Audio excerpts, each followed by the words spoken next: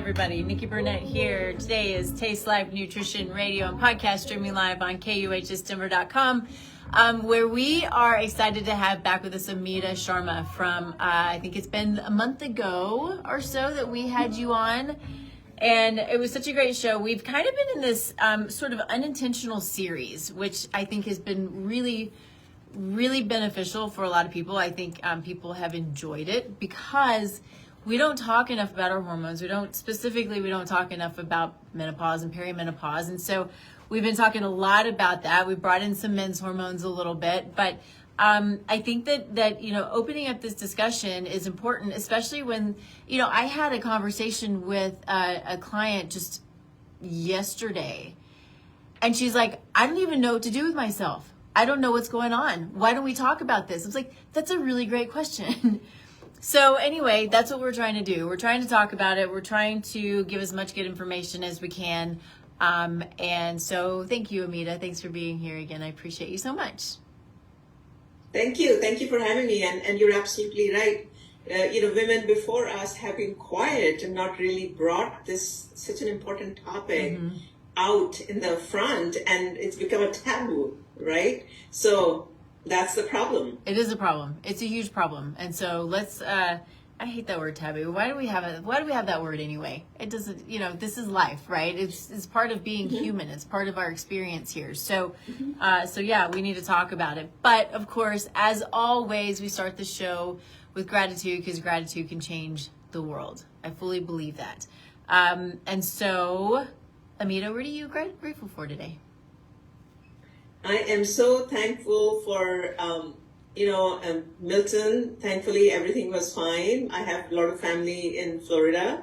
So I think I'm very thankful for that for today. A lot of gratitude. Yeah. To have these two hurricanes kind of back to back it's scary, and it's so hard. I know it's so hard. We have friends and family who are there as well, and so grateful for those who are safe, and for all of those who went out of their way to help, because for whatever reason there wasn't a lot of help as far as the government's concerned, which I find hugely problematic. So there are a lot of good people out there who went out of their way to give and to sacrifice, and we're just really grateful for those people. So thank you for that. I think for me, I am, gosh, I didn't even think about it this morning. My head's kind of not doing great. So I was like, what am I grateful for? I think that I'm grateful for even being able to be here when my head is not doing great. Sometimes I'm just like, I need to go make an appointment with my chiropractor. So, sometimes we just got to be grateful for the little things, and I'm grateful for my chiropractor right now, because as soon as I can get in, he can get me all straightened out, and this, head thing will go away. So, I think just sometimes that's just the way that it goes. So I'm grateful to have really good practitioners in my life who I know I can go to and get all straightened out, because I got a crooked back, So let's jump in. Let's do, sort of similar to what we did the last time for those who are joining us for the first time. Let's give just a little bit of your background, your experience. What brought you to this place? Yeah, so I have been working in the tech industry in Silicon Valley as a product manager. And, what brought me to this place in front of you today was honestly my own symptoms in perimenopause. Yeah. And like millions and billions of women out there, I was completely clueless. And I started having these symptoms. And the fact was that I had no clue, like so many of the women. I did not even know the word perimenopause. And I thought it'd be a little bit of hot flashes, when things started happening, or maybe sleep. But the truth is, it impacted my entire life. My physical health, obviously, my mental health, which I take a lot of pride in, that I am mentally very sound, psychological, relationships, you name it, and it was like crazy. So, and the reason I'm here today in front of you is because I wanted to take this opportunity when I created NourishDoc, to really educate and make awareness to all the women and help them to navigate this journey. Yeah. I think it's one of those things that we all know what it is. We know why it happens. But there's such a disconnect between when it starts, how it starts, why it starts, what to expect, why it's so different for everyone. And I think one of those things that most of us don't realize is that perimenopause can start in our mid to late 30s, early 40s, and we're like, why do I feel different? Why do I act different? What's going on? And we don't realize that it's these hormone changes that are happening. So, and why don't we, I didn't know that. I didn't know. I'm in the healthcare field. I've been a nutritionist now probably as long as I've been in perimenopause and had no idea. That's the scary part, right? We have no idea. Yeah. It's so frustrating. So you have created, oh shoot. I'm sorry. What's the name of your company? NourishDoc. NourishDoc. See, the brain is not working right now. I apologize. Brain fog. It's a brain fog, right? I guess right? so. That and a crooked back. I think it's all of the things. But yes. So you founded NourishDoc, which you're not a doctor, but this is specifically geared around women who are wanting to learn, wanting to understand. They're going to go through symptoms or they're already going through them. So talk a little bit about what you offer. So let's just step back a little bit and look at a woman's journey, right? Yeah. So a woman's journey, like you said, nowadays, the perimenopause symptoms can start as early as mid-30s. And the reason for that could be stress. We are all so stressed out as a society. We are all working, right? And then, and you're caught by surprise at 35, like I started at 40 and I was caught by surprise. Now, most of us are not aware that perimenopause journey can last anywhere from 4 years up to 10 or 12 years until you hit the button menopause, right? So there is a lack of complete awareness, you can say blind spots, whatever. And I was talking to a doctor yesterday and she said the problem is 90% of the doctors are not even taught. This is not taught. Perimenopause is not taught in medical schools. So how are they going to service? Right? Yeah. How can that be? How can that be? It is the truth, believe it or not. One of the doctors, very popular doctors, Dr. Mary Claire, she herself talked in podcasts and it's everywhere. Only 8 hours out of their 15 years of education, medical education, only 8 hours is allocated to the subject menopause. I'm telling you, I'm not a medical doctor, but I personally have spent 2 years or 3 years researching into this topic, talking to 3,000, 4,000 of women and experts around the world, and everybody, it was the same answer. Same answer. Can you believe that? No, I can't. It's the same thing, which is fascinating and horrifying to me all at the same time. But, it's the same with nutrition. They get no nutrition schooling. And then I think that more than anything, we look at your gynecologists who are so specific to women's health, right? Yes. How is it that a gynecologist, even if it's advanced, education, I don't know, which doesn't make sense to me either. But, how can those who are so focused on women's health not have advanced training on perimenopause and menopause and hormones and the changes and what to expect and how to teach it and how to talk about it? I mean, we go on and on. It's just mind blowing. Yeah, it is. And see, doctors, if you think about it, you go to a doctor's gynecologist office, they barely have 7 to 10 minutes for you, anyone, all of us. Yeah. And then what are they in 7 to 10 minutes? Most of the time, their role is to give you a prescription of medication, not talk about the holistic mindset, what we have created a NourishDoc.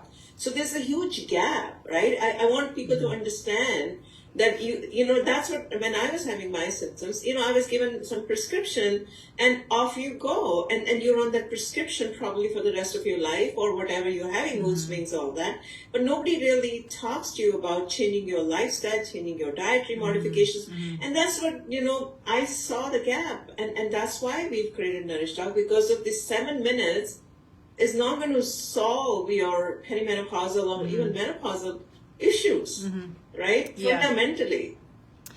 Well, yeah, but fundamentally is a key word there. I think though, the thing that I find so I don't know, gut wrenching, right, is that we go and the prescriptions that they're giving us are, for one, they're hormones, right? They're typically synthetic hormones, antidepressants, anti-anxiety meds. What else is there? Obviously hormones, you hear me say this, but hormones are communicators, right? So if hormones are not functioning properly, then the communication in the body's not going to function properly. And so what is the downstream effect that's happening that really is due to hormone imbalance and hormone fluctuations? And we're going, oh, well, we're just going to give you a drug for that. And so I think another thing real quick I want to hit on is what you just said, is we get 7 to 10 minutes of a doctor's time. This is not, I fully believe this is not the fault of the doctor, it's the fault of our system, right? The insurance system is a freaking train wreck. But one of the things that I'm finding as I work with my own clients, and I'm working with patients who are with doctors and this organizations I'm working with, it's such a big deal that I don't take insurance, that I have the ability to spend essentially as much time with people as they need without being told, okay, this is what you need, now move on. Right? It's awful. Yeah, that's the problem. The system is like that, and how many of people, if you think about how many women will go out of insurance and seek people like you, right? So there's a money factor, monetary factor as well. Yeah. So I don't even want to comment on the system, but that is really the fundamental problem. That women are clueless, and if they don't want to be in medication, then so the other thing I want to talk about is, you talked about the downstream effect. There has been enough research that has been done. Lack of care during the perimenopausal years can lead to chronic conditions when we women go beyond 55. Diabetes, heart health, dementia, osteoporosis, even the cancer sometimes could be as a result of estrogen dominance.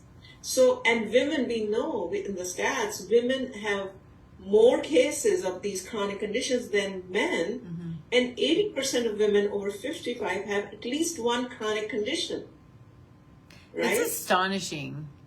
Yes, yes. So that is why that's so important to take care of yourself during these menopausal years, because downstream you don't want to have bad quality of life, even if you're living till 90 or 95 or whatever.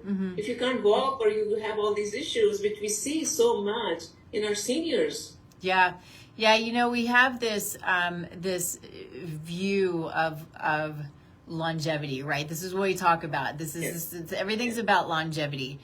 Let's make it less about longevity and more about quality, right? Exactly. We don't know how long we're going to live. Accidents happen all the time, but I want to know that I am walking, talking, functioning, doing all the things that I can possibly do for as long as I'm here.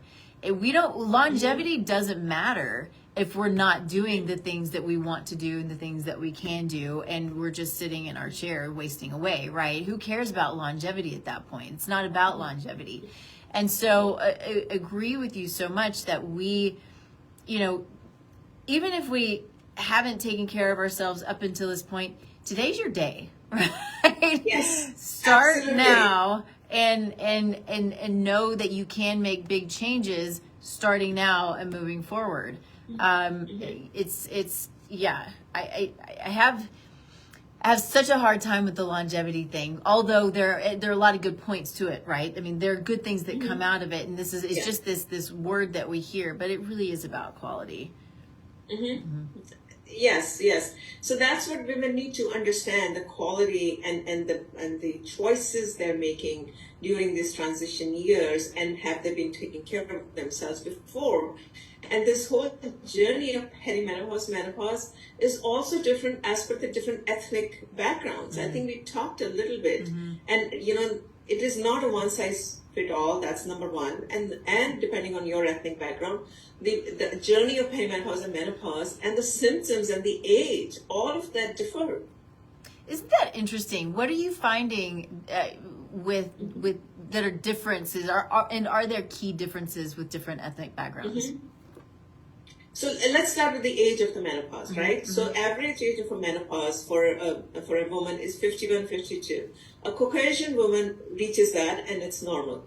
Now, if you come back to Latino and African American women, they get it 3 years early, 47, 48. Okay. Now, if you go to South Indian women, they get it at 46, 47. That is like 6 years earlier. Why? Do we know why? Yeah. So that is in India. This data is in India. Yeah. And then the Muslim women in Sudan and some of the other Middle Eastern countries also get it in their mid-40s. So the reason probably they have talked about is lifestyle. Most of them don't movement. They don't move. They're kind of like sedentary lifestyle. Let's put it this way. And also possibly communities where they are a bit subservient, at least in the last few decades. Now things are changing, around the world. Yeah. But so these could be, but definitely the sedentary lifestyle, you could agree, for these women in these countries, right? Now, if we come back to U.S., Latino and African American, this data is U.S. based, is again lifestyle. If you think about it, economically, right, they are not as affluent as the other communities, and they don't have so much time to take care of themselves. And so all the obesity levels are high, all those things are high. And so those have been attributed to their more aggravated symptoms, as well as, they get it sooner. Now, if you as a woman get it sooner, whoever, right, that's not good, because you're depleting your hormones earlier than you were supposed to do that at age 51, 52. Yeah. So there are a lot of, ramifications of this age. I'm just talking about the age right now.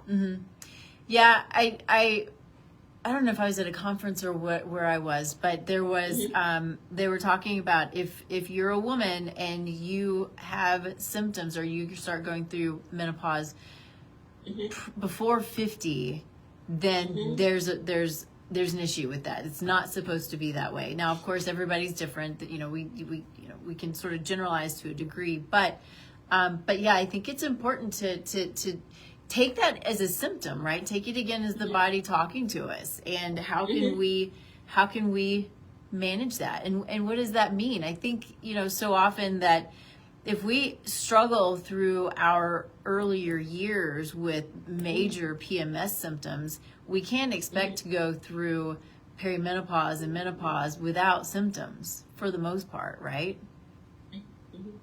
Yeah. Yes, so that's why, I think the other thing is, most of us as women, we dismiss our symptoms. We don't take it seriously. We don't take care of ourselves. See, that is the fundamental, again, issue. We're always think about a 40-year-old woman as an average here, anywhere in the world for that matter. She probably, if she's married, she probably has kids, a family to take care of.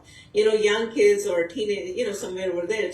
And how much time you're going to have if you're working and have kids and a family to take care of yourself. And that's exactly my story too, right? And what do you do? Yeah, it's an issue, and so it's a society and the issue that you don't have time to take care of yourself. On top of that lack of awareness, and then someone's hit you with a bomb. Yeah. And I think also because everybody's so different, and you can say this for perimenopause and menopause as well as, however other hundred of millions of, conditions that we struggle with. But how do you know what to do about it, right? Everybody has an opinion, everybody has a thought. You've got your internet, and you've got your doctors, you got your conventional, and you've got your more holistic, and you've got all of these people who are like, you can do this and you can do this, and why not try this? And it's so confusing because you don't know what to do, and especially when you don't even know, is this a symptom? Is this normal? Is this not normal? I have no idea, right? Yeah, it's confusing, and that's the problem, right? That so many conflicting ideas, so many scary things, and you don't know what to do and who to believe. And then you don't even know if you're in perimenopause, right? All those things we're talking, especially for women who are younger in their mid-30s, and if they start having these symptoms, they don't know, right? It could be PCOS, it could be perimenopause, or what. So it's important for women to understand the symptoms and pay attention to their body, no matter how old you are. Yeah, that's, I think that would be my hope if anybody is listening to this who is either younger, or if you're, a mom, a parent, and you have younger kids, women, younger girls, help them to understand the importance of listening to your body. And I think that was an important thing for me to learn, because I didn't forever. I mean, I didn't know that I was supposed to listen. I didn't know that my body was talking to me. I didn't know that symptoms were something that I'm supposed to pay attention to, right? So it's the understanding that whatever it is, if it's a pain, if it's a fog, if it's a tingle, I don't know, whatever it is, this is the body trying to tell you something's going on, right? And it's important to, your stomach growling, right? It's your body telling you you're hungry, you got to eat. So there are all of these signs and signals that we need to pay attention to, and we've got to learn that this is how we start to learn what we need, what the body needs. And the more in tune we are with that, especially when we're younger, the more in tune we're going to be as we start moving through different phases of life. Yeah? Absolutely. So, like you said, if you look at perimenopause, there are over 35 plus symptoms that are recorded. And it's not that all 35 symptoms are going to bombard you at the same time, but still something's going to happen. And more than 80% of the women have experienced all these symptoms. Very few, who will sail through the menopause with, oh, I didn't feel anything, right? Yeah. It was a breeze. It doesn't happen. It's something or the other is going to happen to you because of your fluctuations of the hormones that are happening in your body, right? Yeah, exactly. Well, yeah, I know. I think that you have to have, I have heard of people saying that they didn't have any symptoms, but it's not very often. And it's hard to imagine when things are changing like that you wouldn't have some kind of symptoms. But so let's talk a little bit about what the things that you have discovered that can help women through this phase. Yeah. So, like I said, I did for the last 3 years, I've done a lot of research in this topic. I talked to about 4,000 experts around the world. And then I also talked to a lot of OBGYN and understood the HRT. So what we have created is a platform to really holistic as a first line of defense for women who are going through the perimenopause and the menopause and the post-menopause journey. So when I use the word holistic, means mind-body connection, means whatever your mind is thinking, your body, all that, it's all connected. We are all one.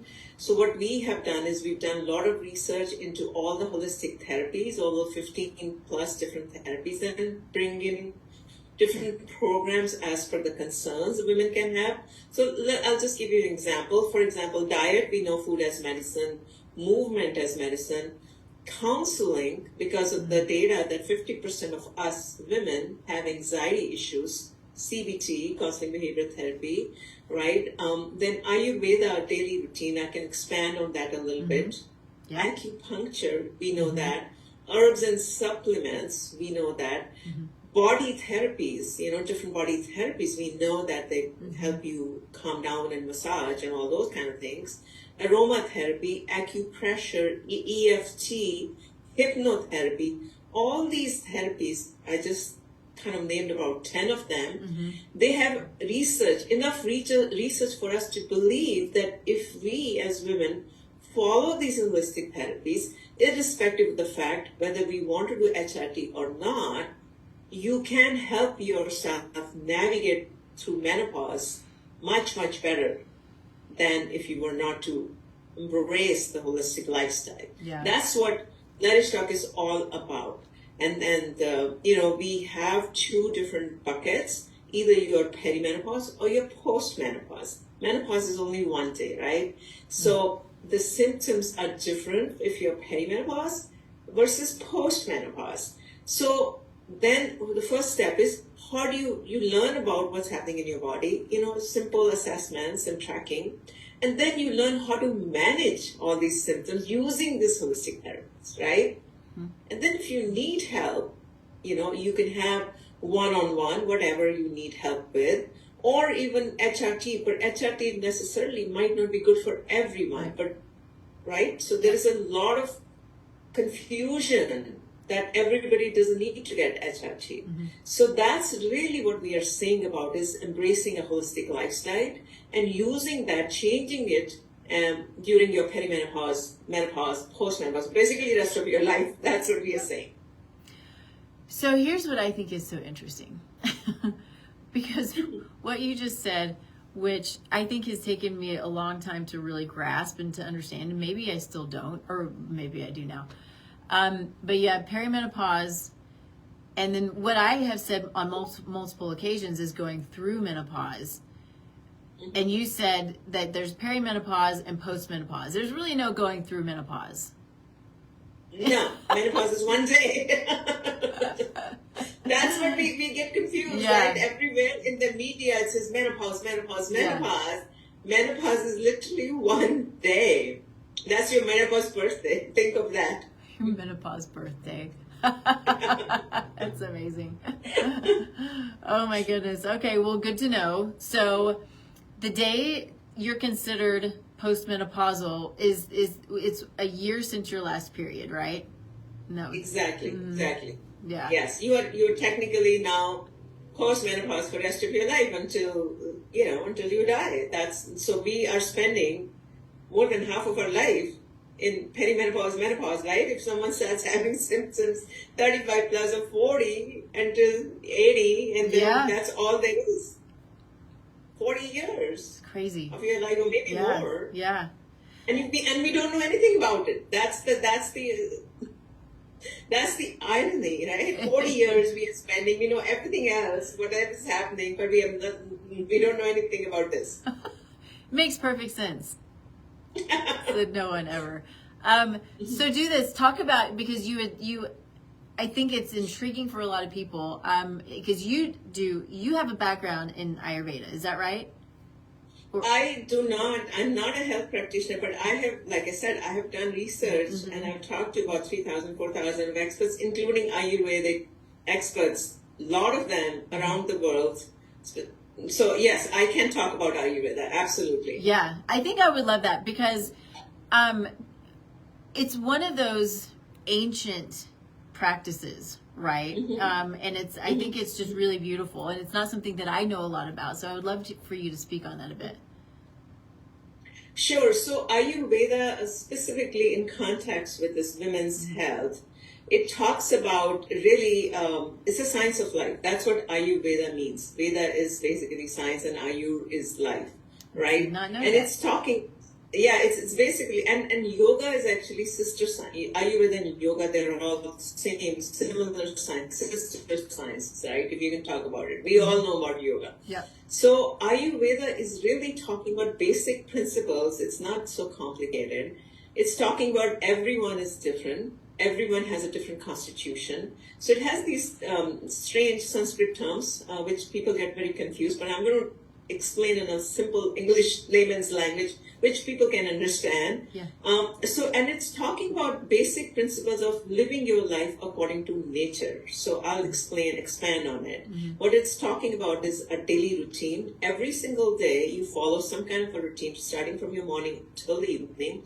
And then according to the seasons, you follow the routine, what they call Ritucharya. And in between the seasons, when the seasons change in spring and fall, it talks about cleansing your system, meaning mind and body. So you live in harmony with nature, right? That is what Ayurveda is on a very high level, 100,000 feet above, is talking about. Now, when you go distill down, deep down, it's talking about, let's say every person has 3 constituents. You know, they're talking about 5 elements, nature elements, and then each dosha, they call it dosha. So it's basically each of that is contained of either of the 5 principles, and based on the 5 elements and based on which elements is dominant in your body, you are in that constituent, versus that, right? For example, let's say fire. If someone has a little higher fire, they call it pitta. What that means is you can't have spicy foods, your gut gets very inflamed. If someone has a gut issues, things like that, right? Mm-hmm. And then other things Ayurveda talks about is everything stems from your gut. Everything. Mm. If your gut is not functioning properly, you are going to have disease. Yep. So the first thing, if you go to an Ayurvedic practitioner, they will find out what is your constituent, the Vata, Pitta, Kapha, based on the elements I talked about. And the second thing is, they will find out how is your gut health. Gut health is the single most important thing in Ayurveda. They fix your gut, and they think the gut is center of your brain. We know that it's second brain, but it functions. If your gut is fine, everything will function fine. Yeah. Right? Yeah, I agree. So, and then it's also talking about the regular cleansing, as I talked about. Mm-hmm. And the cleansing is as you build up toxins inside your body as well as inside your mind. That's what they're talking about. Mm-hmm. So you need to cleanse your system both ways. So if you follow these, if you think about it, right, follow these simple principles of living harmony in nature. And then they're talking about the food. So let's go a little bit deeper into the food part. So what they're talking about is when you have food or any meals, you should incorporate in a single day 6 tastes, different 6 tastes. So it's sort of like equivalent to what we are saying a rainbow diet, but they're talking about the rainbow diet, but they're also talking about the taste. How many times do we have fermented food on a daily basis? They're talking about the sour, the astringent, the salts, all of them together. So if you follow that, you will have fermented foods. Right? We talk about it, but we forget about eating it. We do, yeah. Well, yeah, Well, bitter is so important for digestion, and then of course the fermented foods for digestion and for the microbiome, and we've gotten away from that. I think because we're so ingrained to go for sweet and or salty that the other things just sort of fall by the wayside, and they're so important. Yes.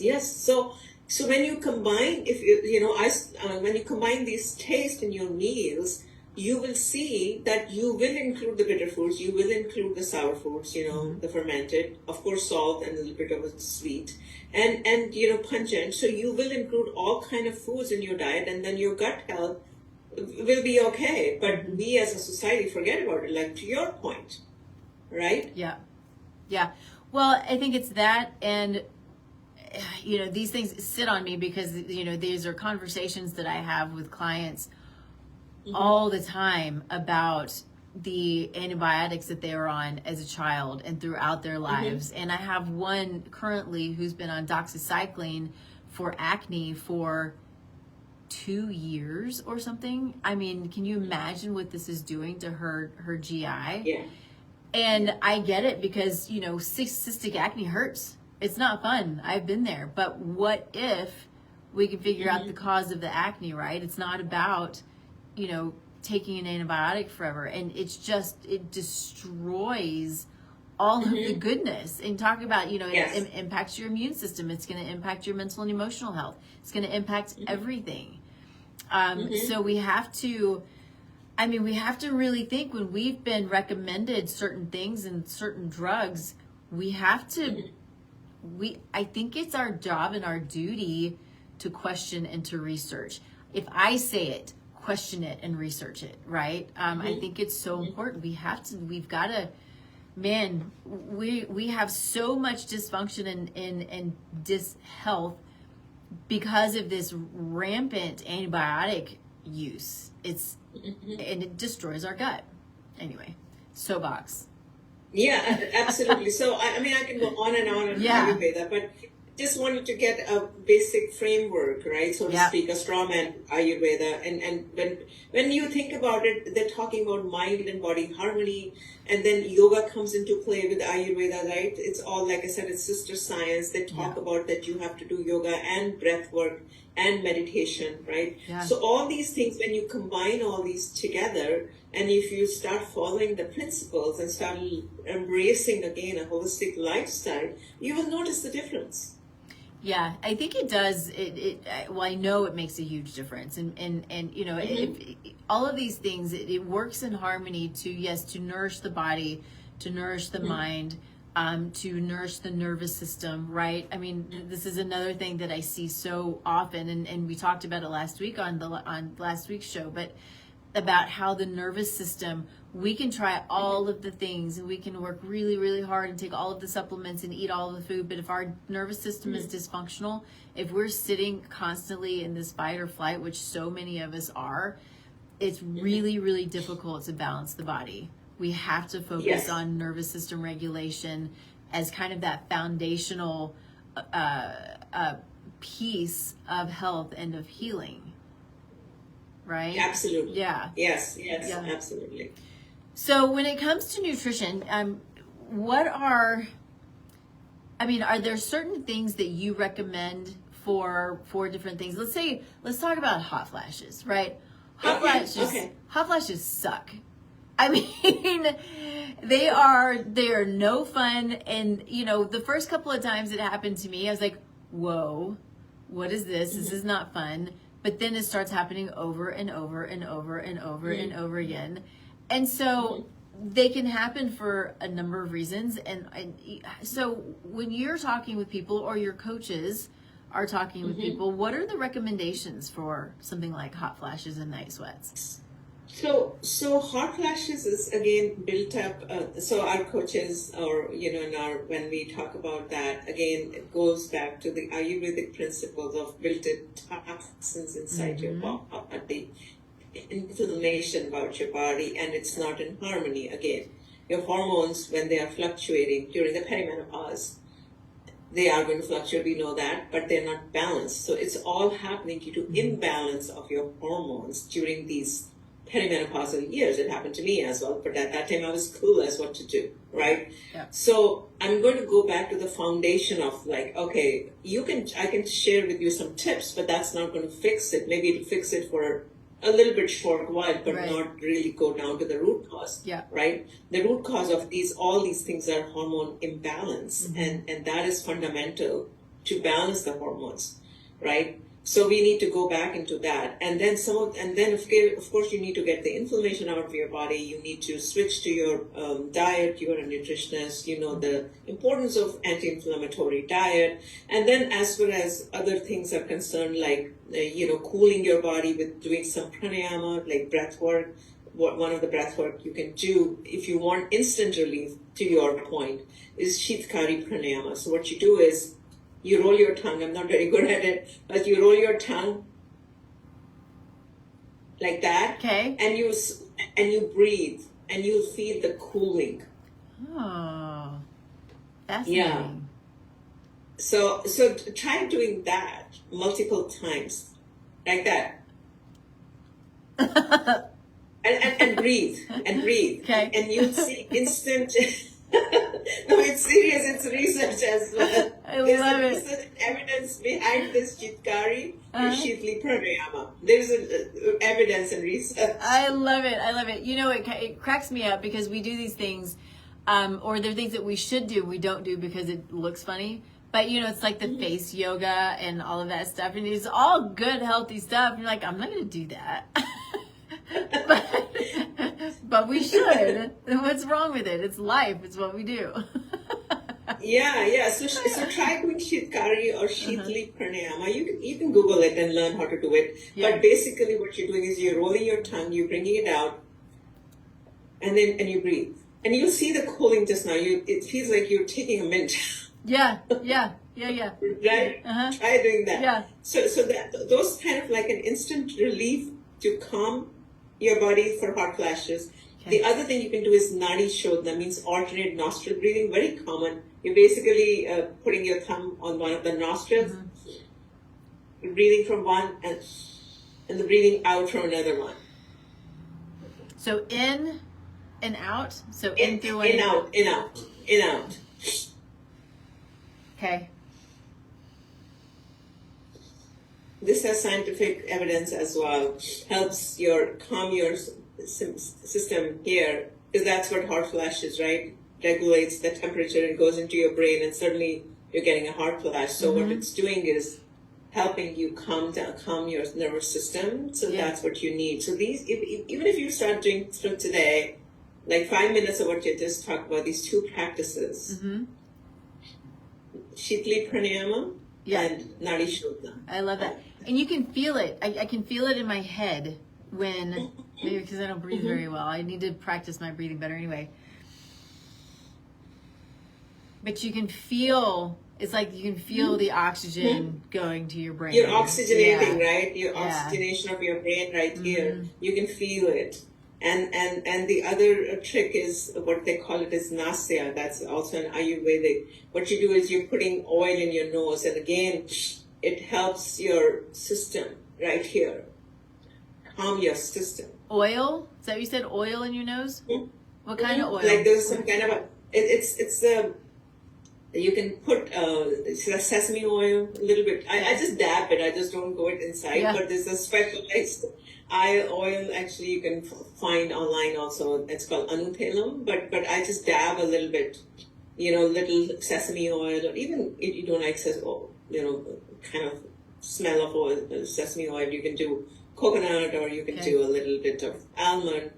Okay. So basically you're activating your system, like sympathetic, parasympathetic system here in the nervous system, and helps you calm down. Okay. So these are some of the simple tricks that, I can talk about.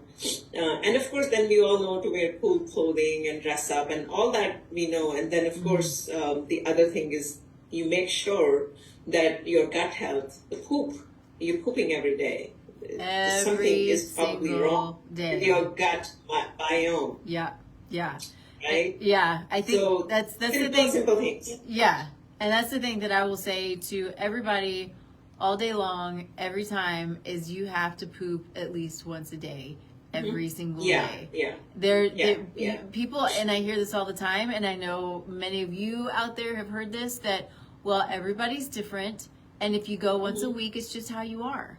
No, if you're going once a week, or if you're going every other day, you got shit built up, and it's not okay.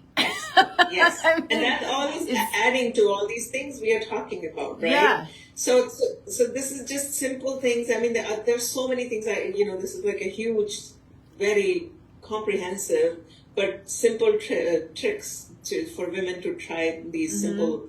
And even the other thing is chanting. You can chant anything, whatever, whichever belief that you are from. Yeah. That chanting, we call it mantra chanting, but any chanting would help calm your, nervous system. So you really want to calm your nervous system if you're having hot flashes, and you want to cool yourself, right? Yeah. So these are the important things, and you want to eat cooling foods. When I mean cooling foods, not eating raw salad. What I mean is by cucumbers, food that have cooling properties. Yeah. That is what right? Or water content in it. Yes. That's so all of these things, simple things, can start helping you. And then it started including some anti-inflammatory spices like turmeric, herbs, turmeric, cumin, right?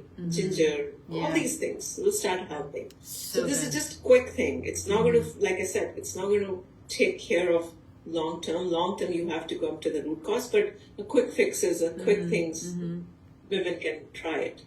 Well, and I think that that's, when we talk about this, it's so multifaceted, because we talk about gut health, we talk about calming the nervous system, and it made me think when you're talking about chanting, we know, and you had already said this, but the gut and the brain is connected. When we're chanting, we're stimulating, this is the nerd science stuff behind it, but we're stimulating that vagus nerve that goes from the brain to the gut communicates with the brain communicates with the gut through the vagus nerve. If we have diminished vagal tone, then the communication is going to be diminished, right? If our microbiome is out of balance, the communication is going to be diminished. If we're struggling with brain fog, the communication to our gut's going to be diminished. So it's all connected, and it's all so important. And so doing the chanting can stimulate the vagus nerve. Well, it stinks, but it's true. If you, stimulate your gag reflex. So it's something you can do when you're brushing your teeth. That can stimulate vagal tone and can calm the body, bring you into that, parasympathetic. Other things, something that I learned from a couple of friends of mine who are chiropractors is you can take a massager, a vibrating massager and a heating pad and put it right here on your belly, and that will stimulate the vagus nerve. So many things that we can do. Yoga and humming really loud, all of these different things. If it's in getting to where you tear, you've stimulated the vagus nerve. So really important. And I think many of us don't realize, if we're not pooping every day, it could be because of diminished vagal tone, right? Because the gut's not moving the way that it's supposed to do. So again, going back to listening to the body, understanding the symptoms. Hot flashes are symptoms. Not going to the bathroom every day is a symptom. Pain obviously is a symptom. All of these things.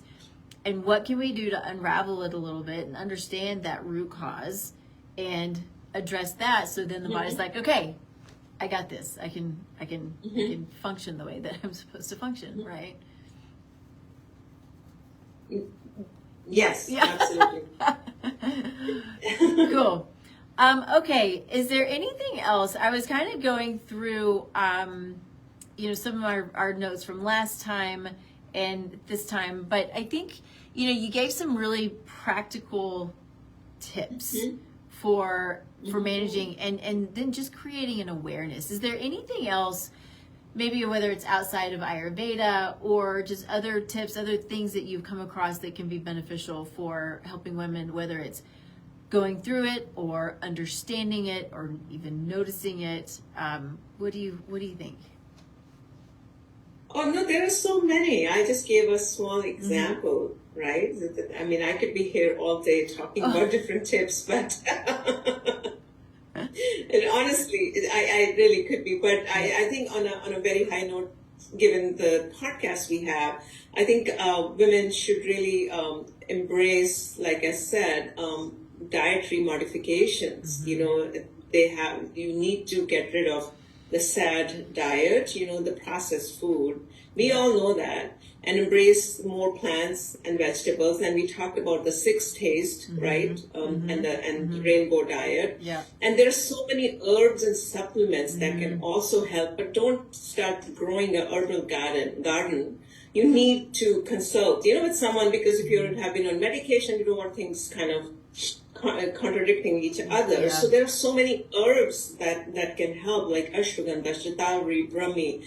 And then there are all kinds of oils, medicated oils that can also help, massaging your head with different oils like amla. Amla is what I was talking about, the 6 taste. Amla has 5 tastes. So, that's like a, sort of like a superfood, so to speak. So having some of the superfoods, so there is so much we can do. Massaging yourself on a daily basis, right? Scraping your tongue, giving yourself head massage, right? Doing learning some acupressure points and massaging yourself there, right here, right? So I can go on and on, Yeah. There's like a huge toolkit that women have. The problem is women don't know. Yeah. That is the problem. Yeah. Right? Yeah. And I think if we, going back to the nutrition piece a little bit, there are things that we have been told are healthy that are really, really unhealthy. And so, there are things like conventional meat, right? Conventional meat is really problematic because it's inflamed, so it's going to make us inflamed. Things like canola oil, this one gets under my skin because we're told if you have a cardiovascular condition that you should eat canola oil when it's highly, highly inflammatory. And so it's the canola oils, it's the vegetable oils, it's the processed foods. It's these things that are, this man-made horrible stuff. And then the man-made people are going to say, hey, this is good for you. And it really is just so, so damaging. But, it's I think kind of going back to the gut, if our gut is healthy, then we're breaking down the nutrients and we're utilizing the nutrients that are in the food. Versus if we've been on antibiotics for years and years and years, or we are struggling with GI symptoms or brain fog, which also can be a GI symptom, right? We're not breaking down our nutrients. Think about the PPIs and the acid blockers and the proton pump inhibitors, PPIs. Those things are, we've been told that we can be on those for an extended period of time. People are on them for years and years. They're indicated for 2 weeks. 2 weeks. They are so damaging and so detrimental. We wonder why we're struggling with GI dysfunction and nutrient deficiency and osteopenia and osteoporosis and cardiovascular disease. We're not utilizing our nutrients because we're on these acid blockers all the time. So there's so many of these things that we have to, we can go in and start to unwind, which is a big part of, what I do is really kind of looking through and putting all of the pieces together and saying, why is this happening? Is it because of, this number of things, and how can we unwind it and undo that? And, again, it's just allowing the body to function as it's supposed to function instead of just covering up symptoms and blocking it's the necessary actions that it's supposed to do on a daily basis. It's crazy. Yeah, absolutely. And a lot of us in US are not aware of embracing a holistic lifestyle. That's the other thing, because of what we discussed earlier. Yeah. The touch points we have, we are not told. So that's why, we are talking about embracing a holistic lifestyle here. Yeah, I totally agree. I think another one that we don't get enough of, I'm kind of looking through some of my notes here, but it's fiber. You talked about eating more plant-based. Meat is super important, and I think as we age, we've got to have more meat, but we're not getting, or more protein, we're not getting enough fiber in our diets to push things through, to push out the excess hormones that, the xenoestrogens, these things that are, they can be super, harsh on the body. We've got to have that fiber. I have a little fiber recipe that I'll give to people that I really enjoy, but I think it's, the recommendation is like 40 grams of fiber or something like that a day plus. And people are like, how do you do that? It's kind of not easy, but it is important to make that a focus for balance and for GI health and for microbial health. Yeah.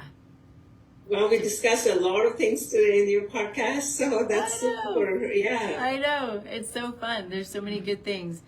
I think that, if we were to kind of get, a few things that I think can also be important, if we're looking at mitochondrial health, CoQ10 can be important, things like eating primrose. Maca can be kind of fun because it can help increase estrogen and testosterone.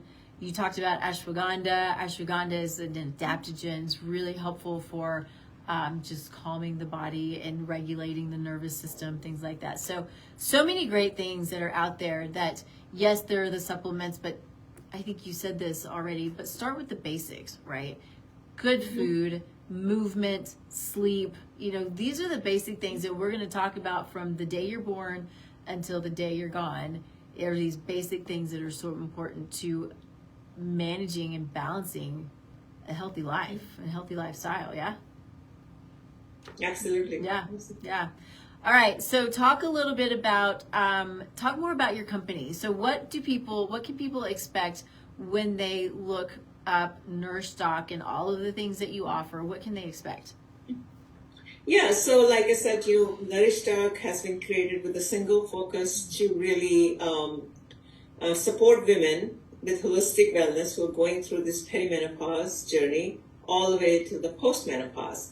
So what people can expect is to really learn about how to embrace holistic therapies, how to embrace holistic lifestyle using evidence-based holistic therapies, which I talked about earlier. Mm-hmm. The idea is learning about food as medicine, movement as medicine, using adaptogens, using herbs and supplements, all these holistic therapies to really, invigorate yourself, right? To really bring the energy that you had when you were younger, and how can you live a life free of disease, right? Yeah. That's really on the high level what NourishDoc is all about. But it's solely catering to women's health, specifically mid-age women health.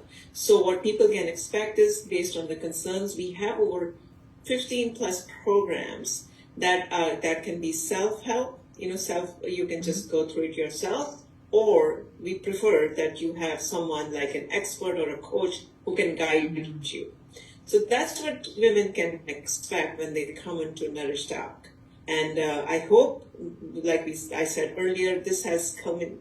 It has been culminated out of 3 or 4 years of research that we have done. It's a platform. I'm not a health expert, but we bring in health experts from all over the world to give the best, awareness as well as solutions to help women navigate this journey. Yeah, it's so needed. It's so needed, and so I'm grateful. And so, remind me, and forgive me. This is an app, or the app is coming.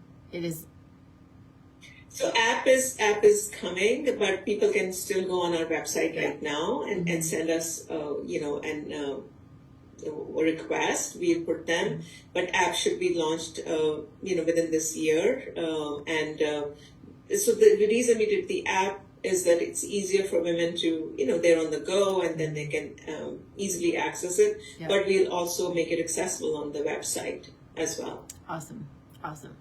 Well, very cool. I'm excited about it. I'm excited for you. I'm glad that this is something that you're doing, that you're talking about, and that you're bringing to light, and that can really support women.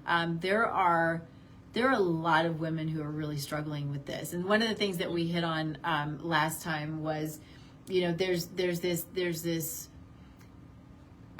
I don't know if you call it an epidemic, but we start to have this decline, this cognitive decline, due to the fact that we don't have these hormones. These hormones are brain protective, they're neuroprotective, and when we start losing the hormones, we start losing some of our cognitive function, and so that stuff can be brought back. And so we need to make sure that we have this understanding, because I know.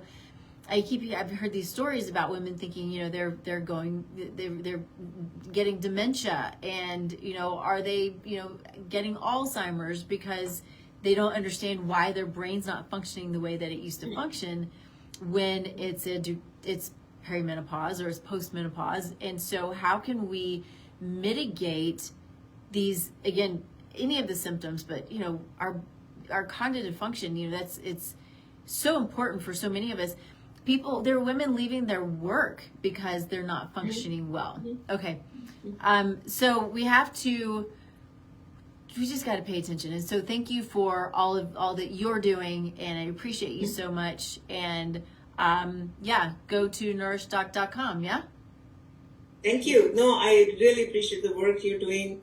And thank you so much for all the support, and I hope we can make difference in women's lives. Yes. Oh, you definitely will. So thank you, and I will talk to you very soon. I know you have a call. Yes. So thank you. We'll talk. Absolutely. Soon. All right. Thank you so much. Thanks, Amita. See you later. Bye. Bye-bye.